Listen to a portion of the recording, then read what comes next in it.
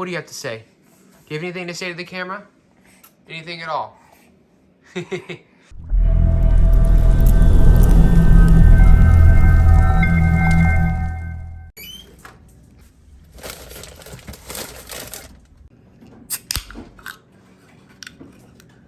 What's going on, guys? It's your boy Jay Shane. Welcome to a new video. Today we're going to be talking about the METH method. We're going to get into that in a little bit later.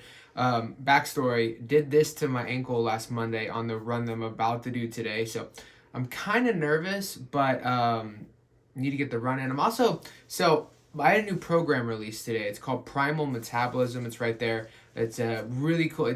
It's everything I know about nutrition and everything I believe about nutrition, weight loss, having a healthy metabolism, having a healthy weight, all that jam-packed into a $20 program. I'm really proud of what I've created, and I wanted to make it convenient for people. So if you want to go check that out, the link will be in the description below. But I don't know, I should be in a really good mood today, and I'm just not. I'm just not in a good mood. I don't feel good, which is the perfect time to go for a run. You know, running for me, I definitely, I've heard a lot of podcasts lately, which I don't know if that's like God trying to help me shape my mind around things, and he has helped me with that. A lot of people saying like, I don't race to win, I race to beat myself, and I think that's great, and I do. I definitely want to beat myself, but I want to make something of running. Like, I'm not training just to be a runner. Like, I want to be an elite as far as I'm concerned, 50 miles or higher, depending. I haven't run more than 50 miles at one bout, so I don't know what it's like. But 50 miles at least, like, I want to be good. I want to be fast. I want to be one of the elites in this genre.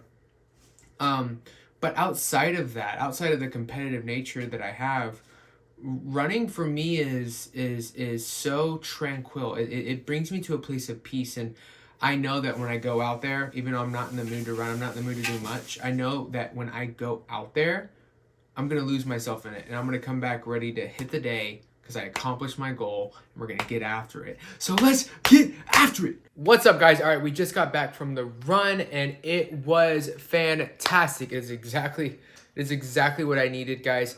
Here's the time. I want to talk about the tempo, though. So it's an 8-mile tempo. It's 2-mile warm-up, 4-mile tempo, which is a comfortable hard pace, and then a 2-mile finish. My tempo average was 6 minutes and 54 seconds a mile. To give you an idea of how far I've progressed in almost the past, in May, it'll be 2 years that I've been running. My first ever fastest time mile was a 6:56, and I literally could not walk the next day. So seeing this kind of progression reminds me of why I do this, the fun of running, enjoying the long game, playing the long game. And like I said, running it brings me back. It centers me. It takes me back to where I need to be mentally. Got out in the sun. It was just a great run. Awesome, awesome, awesome. So now we're going to jump into some lunch. So we've got some 80-20 beef. We got about 9 ounces. We got 5 ounces of fish cooked in butter, and we got 1 ounce of pork rinds. Let's dig in. What's up, guys? All right, it is the next day, and I thought it'd be fun to go get an InBody scan. I have not had an InBody scan in a very, very long time, and I would be very interested to see what it says. So we're gonna go to the nutrition depot and get an InBody scan. I thought I'd take you along for the ride. Someone that's been running for almost 2 years, been on keto for 4. The idea is I should have no muscle. I should be really fat. We're gonna find out. So I showed up to the nutrition depot where the InBody's at a little too early. And I was like, I could just go home and then drive back. I was like, you know what though? This is a great time to get in a walk. So I'm up and about.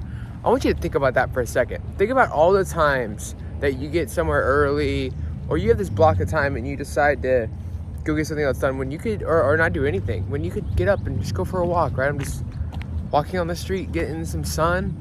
You can do this too. If you're willing to think this way, right? Change your perspective. Guys, here is the results.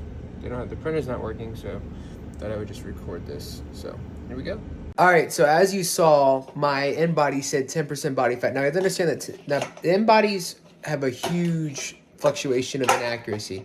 I usually say about 5%. So I would say I'm closer to 14-15% body fat. But nonetheless, maintaining this effortlessly, like with my training, I'm super happy with. So it was cool to share that. So let's talk about the METH method with Haley in the background, because I think this is appropriate. So the METH method is basically the counterpart to the RICE method. RICE method is something we were all taught without realizing it. It is, what is it? Rest, ice, compress, and elevate. Like you get an injury, you rest it, you cover it in ice, you wrap it, and then you elevate it, right? And what they're finding is that actually slows down nutrients getting to the injury and the injury healing faster and better. So what they came out with, actually the inventor of rice came out with this other method called the METH method, which stands for mobilize, elevate, traction, and heat. So basically what you do is when you hurt it, you move it. You move it in all directions. You move the tendons, all that stuff. You do elevate it. You take time to elevate it up in the air, but not wrapping it and not icing it. Then you create traction, which means while it's elevated, you continue to move it. You pull against the way in which it's hurting, right? And then heat it. Epsom salt baths. The idea is we want blood to flow and we don't want scar tissue to build in improper ways. We don't want it to get sticky. And so we want it to be mobile and allowing for blood flow and healing, and where the scar tissue is more flexible as it heals, right? Which is gonna allow for a better, quicker recovery. We think about it, when we compress and ice things, we stop nutrients from getting to the injury spot. And that's how my ankle went from this to me being able to run as quickly as I have. Now, I will say, the pros to this is I healed really fast. That should have been a 2-3 week sprain. That was bad. The fact that a week later, I'm running 8 miles and killing it, stellar. So great, it's definitely what I'm gonna be using going forward. The one con is it is a lot more painful out the gate than using the rice method. The rice method chases comfort, and that comfort is, oh, the body's healing. Whereas this chases mobilization and blood flow for adequate nutrients and proper healing. It's a lot more painful, right? I didn't take ibuprofen, I took no anti-inflammatories. And so because of that, it was a lot more painful up front. But within 2 days, I was walking on it, and it wasn't hurting that as bad. It was still tender to the touch, but the inflammation had gone way down without any ice, any anti-inflammatories. I don't encourage this for serious injuries. I think if you see bruising, you need to go to the hospital.